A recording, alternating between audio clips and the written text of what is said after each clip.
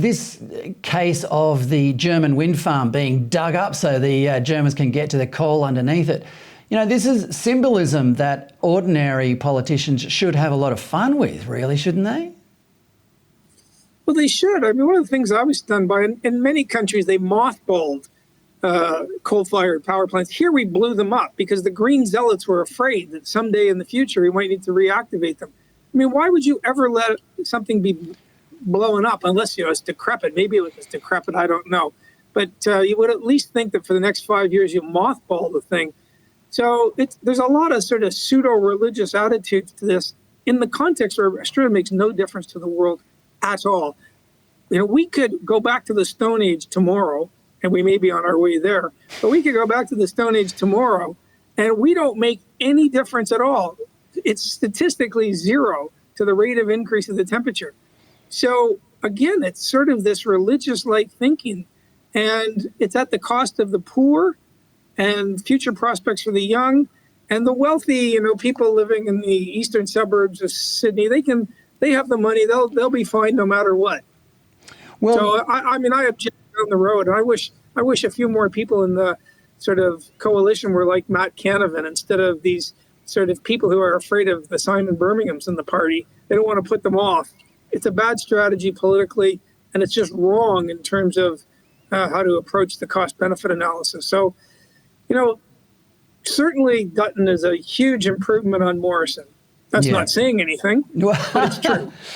Yeah, I noticed conspicuously the broadcast from Parliament House cut to Morrison a couple of times, and he almost looked bored, actually. I mean, after having led the country into this mess, he was strangely detached by it all. You'd be bored too, Fred, if you've gone from being secretly the minister of 7 ministries and the prime minister, you know, to just being a backbencher. It's a little bit boring.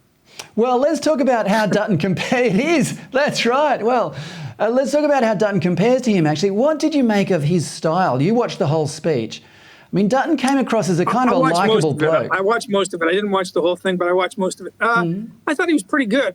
You know, and if he was setting out to get the women's vote, my wife thought he was excellent.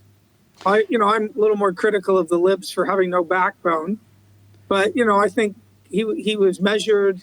Some of the personal anecdotes were good. I can't stand the sort of big spending Keynesian economics. I think it's wrong. I think, you know, high debt, high spending, high taxing, print money was always a loser strategy. That you create an economy where borrowers do well, and the sort of old-fashioned, thrifty Protestant values of working hard and saving, they go out the window. You're just a mug in that sort of, at those policy settings, you're a mug if you actually try to save and pay off. And so in the long term, it's really bad.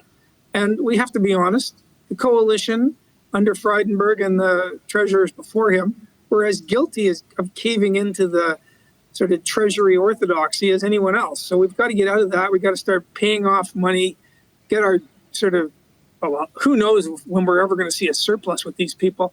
But even when you do hear noises about it, it's all an accounting trick, really. We got to stop spending so much. Yeah.